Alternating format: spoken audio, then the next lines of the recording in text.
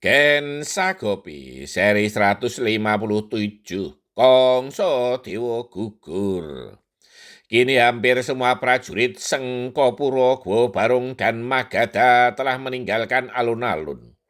Mereka khawatir akan balas dendam dan kemarahan prajurit Manduro dilampiaskan kepada mereka. Kedua jasad petinggi mereka ditinggalkannya begitu saja. Kecuali mereka yang sebagai prajurit sandi masih berbaur dengan para penonton.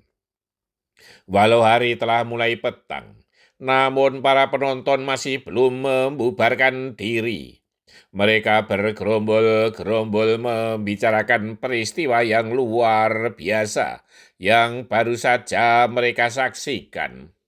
Oh, ternyata putra sulung Prabu Basudewa yang berkulit putih itu sudah dewasa dan juga sakti Mandraguna ya, berkata salah satu orang Manduro yang kagum kepada Raden Kokrasana.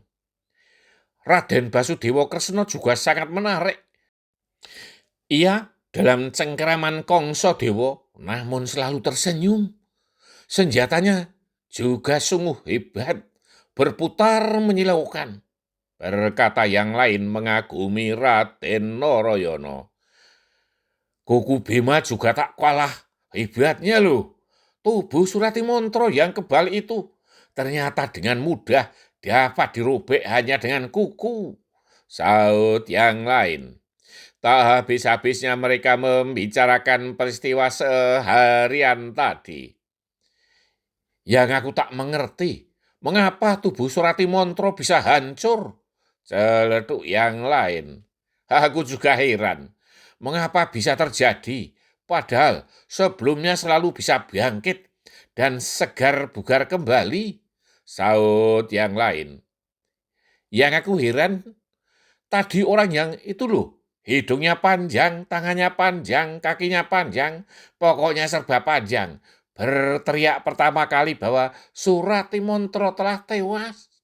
Berkata yang lain tentang ulah Petro Kantrong Bolong.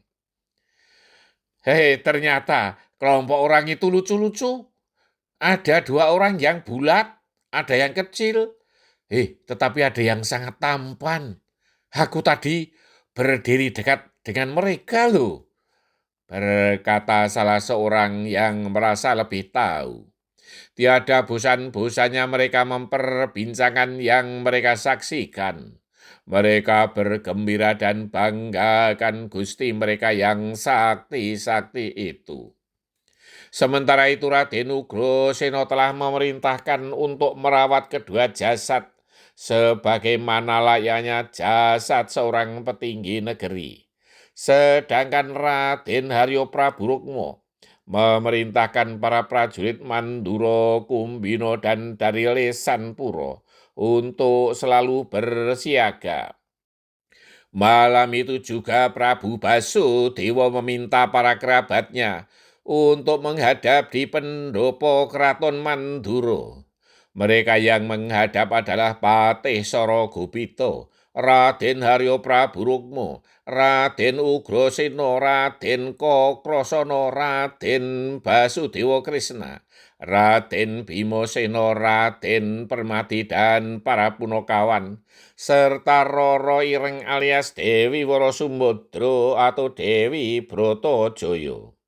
Prabu Basudewa meminta kepada Raden Ugrasena untuk melaporkan secara rinci dan jelas seluruh peristiwa yang terjadi di alun-alun.